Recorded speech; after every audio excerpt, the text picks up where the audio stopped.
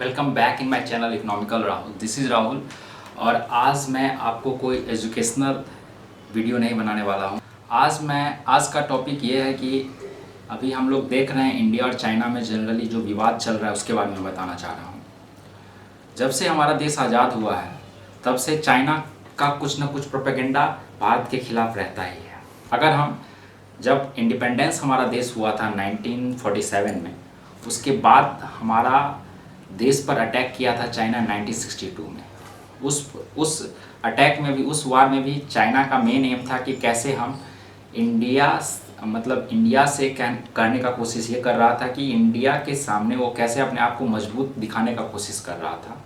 और चूँकि हम लोग जानते हैं कि वहाँ पर डिक्टेटरशिप है, जैसे चाइना का गवर्नमेंट वहाँ पे एक तरह से तानाशाही कर रहा है, तो ऑटोमेटिकली वो ये शो कर रहा था कि वो जो तानाशाही करे तो वो पता रहा था कि अपने पब्लिक को कि आई एम स्ट्रॉन्ग हियर, मैं यहाँ पे स्ट्रॉन्ग हूँ बाकी देश की तुलना में। फिर हम लोग ने देखा कुछ दिन पहले डोकलाम विवाद, तो सबको पता ही होगा। 2 साल पहले लगभग ये जो डोकलाम जगह है इंडिया, चाइना और भूटान के बीच में आता है, और कुछ जो रीजन में ज़बरदस्ती चाइना आकर कब्जा बता रहा था कि ये मेरा रीजन है, उस रीजन में भी डोकलाम जो जगह है उस रीजन में भी इंडिया का ही वो रीजन था, बट वो ज़बरदस्ती वो ऐसे एक तरह से क्या कर सकते हैं, बदमाशी करने का कोशिश कर रहा था। अब हाल ही में देख रहे हैं हम कि लद्दाख रीजन में जो आ गया है, और लद्दाख का जो इंडिया का वो एरिया में आकर वो अपने आप को कोशिश करता है कि दिखाने का कि हम अब इंडिया को बताना चाह रहा है कि हम अब आपसे भिड़ सकते हैं, आई एम स्ट्रॉन्ग। फिर से वो ये बताने का कोशिश कर रहा है कि मैं स्ट्रॉन्ग हूँ। यहाँ पर एज ए पब्लिक हम लोग भी कुछ कर सकते हैं। पहले तो ये मैं बताना चाहता हूँ कि चाइना का जो ट्रेड है वो डोमेस्टिक ट्रेड पे डिपेंड नहीं है, वो एक्सपोर्ट ट्रेड पे डिपेंड है। यानी जितना एक्सपोर्ट वो ज़्यादा से ज़्यादा कोशिश करता है एक्सपोर्ट करे, और इसीलिए वो इलेक्ट्रॉनिक्स गुड में अभी भी वो वर्ल्ड में वो हर जगह एक्सपोर्ट करता है। बट यहाँ पे मैं इंडिया से मैं कंपेयर करता हूँ तो लगभग अभी भी वो इंडिया में चाइना सामान भेजता है इंडिया में लगभग $74 बिलियन का, और भारत चाइना को सामान भेजता है मात्र लगभग $18 बिलियन का। तो अगर हम ट्रेड डेफिसिट का बात करते हैं तो 74 minus 18 that is equal to $56 billion अभी घाटा में। किसका व्यापार? तो हमारे देश का व्यापार घाटा में है। तो अब इस घाटा को मेंटेन करने के लिए सरकार ये चाहेगी कि कैसे हम यहाँ पर वहाँ से व्यापार कम करें, बट हम लोग को पता है कि सरकार ट्रेड बैन नहीं कर सकती है। क्यों नहीं कर सकती है? क्योंकि कुछ जो WTO का मेंबर चाइना भी है और इंडिया भी है, और WTO के रूल्स और रेगुलेशन, टर्म्स और कंडीशन के मुताबिक कोई भी ट्रेड डिस्क्रिमिनेट एक देश दूसरे देश के लिए नहीं कर सकता है। ट्रेड नहीं रोक सकता है, बैन नहीं लगा सकता है कि तुम चाइना से हम ट्रेड नहीं करेंगे या फिर इंडिया से हम ट्रेड नहीं करेंगे। इसलिए ट्रेड तो बैन नहीं हो सकता है, लेकिन इसको हम लोग जो पब्लिक है वो एक तरह से वार कर सकता है। ऐसे वार नहीं कि हम लोग गन से वार करें या फिर बॉम्ब से वार करें। हम लोग को ऐसे वार नहीं करना है।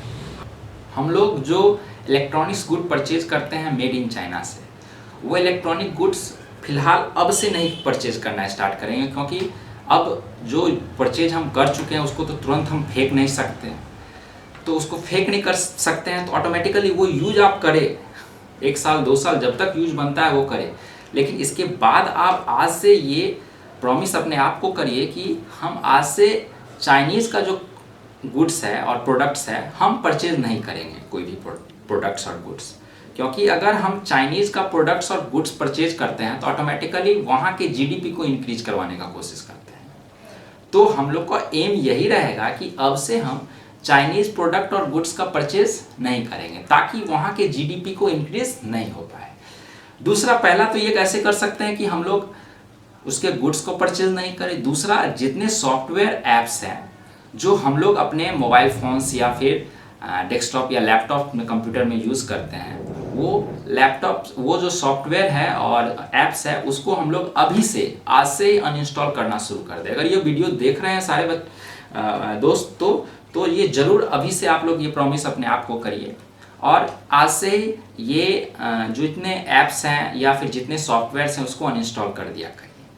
अभी हम लोग देख रहे हैं कि अभी ऐप्स और सॉफ्टवेयर, चूँकि अभी यंगस्टर इतने ज़्यादा मोबाइल फ़ोन यूज़ करते हैं, और चाइना का फोकस तो जानते ही हैं कि चाइना ऑटोमेटिकली इतना चालाक है कि वो जानता है कि यंगस्टर जो चीज़ ज़्यादा चाहने का कोशिश करता है वो वैसा ऐप वहाँ पे वो बनाता है या वैसा वो गुड्स बनाता है। चाइनीज़ का मेन एम यही रहता है।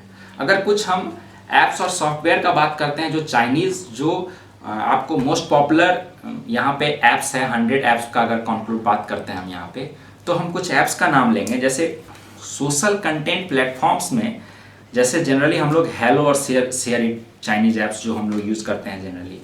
अगर दूसरा अगर इंटरटेनमेंट और शॉर्ट वीडियो ऐप्स का बात करते हैं तो टिकटॉक प्रसिद्ध है। लगभग 400 बिलियन से ऊपर ये टिकटॉक हमारे देश में यूज हो रहा है। तो entertainment and short video apps का बात करते हैं तो टिकटॉक हो गया, लाइकी हो गया और कवाई हो गया। फिर उसी प्रकार तीसरा अगर वेब ब्राउज़र ऐप का बात करते हैं तो यूसी ब्राउज़र और यूसी मिनी भी हमारे देश में बहुत ज़्यादा यूज हो रहा है। तो याद रखेंगे जो ये लोग यूज कर रहे हैं तो ज़रूर इसको आप आज से अनइंस्टॉल करना स्टार्ट करेंगे। प्लीज़ अपने आप को एक बार प्रॉमिस करें। चौथा वीडियो और लाइव स्ट्रीमिंग ऐप्स का बात करते हैं तो लाइव मी हो गया, बीगो लाइव हो गया एंड वीगो लाइव मी।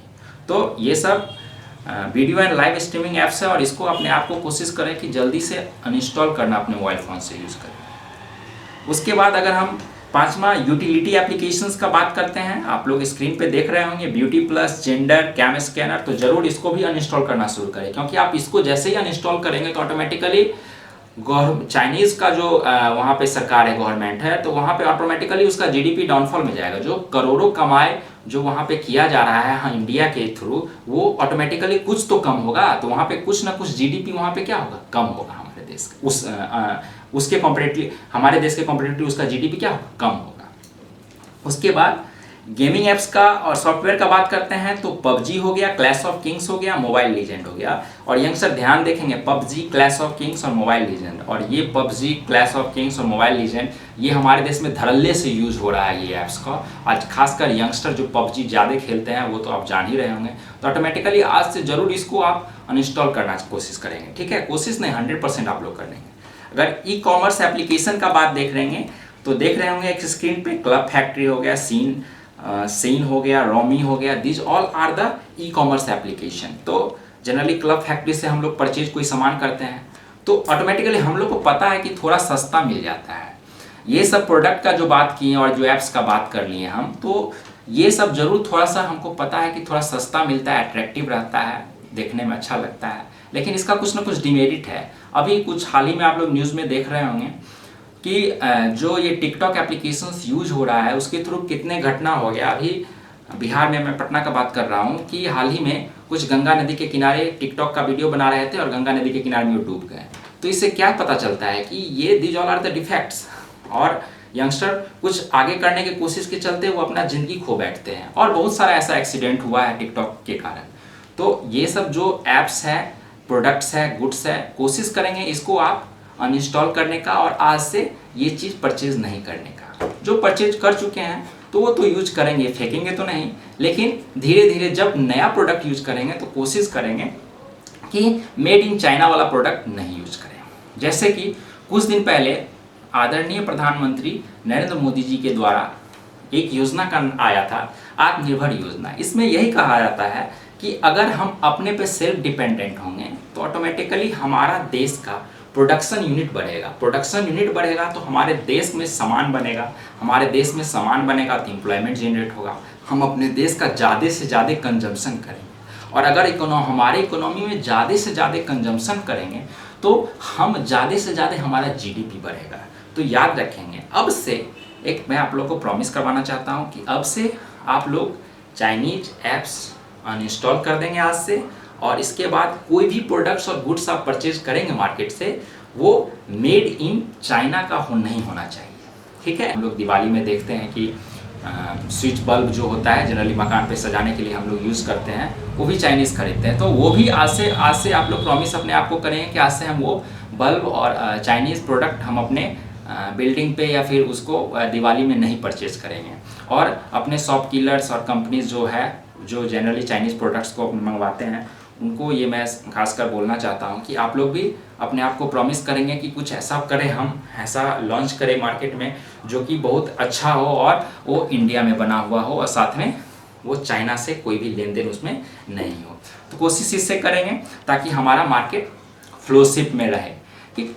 तो इससे कुछ ना कुछ चाइना को ज़रूर हतोत्साहित होगा, चाइना का ट्रेड ज़रूर कुछ ना कुछ गड़बड़ाएगा। तो ये हम लोग को आज से अपने आप को प्रॉमिस कर लेना होगा। अब आपसे मैं विदा लेना चाहता हूँ। अगर आपको ये वीडियो अच्छा लगे और वैसे आपको कुछ पता चले और कुछ सजेशन देना चाहते हैं तो कमेंट बॉक्स में ज़रूर सजेशन को शेयर करेंगे। और इस वीडियो को देखने के बाद लाइक, सब्सक्राइब, शेयर और टर्न ऑन जरूर नोटिफिकेशन बेल को कर दीजिएगा ताकि आगे का वीडियो इसी तरह बना सके और मुझे प्रेरणा मिले कि आगे का वीडियो मैं इसी तरह बना सकूँ। ओके, धन्यवाद।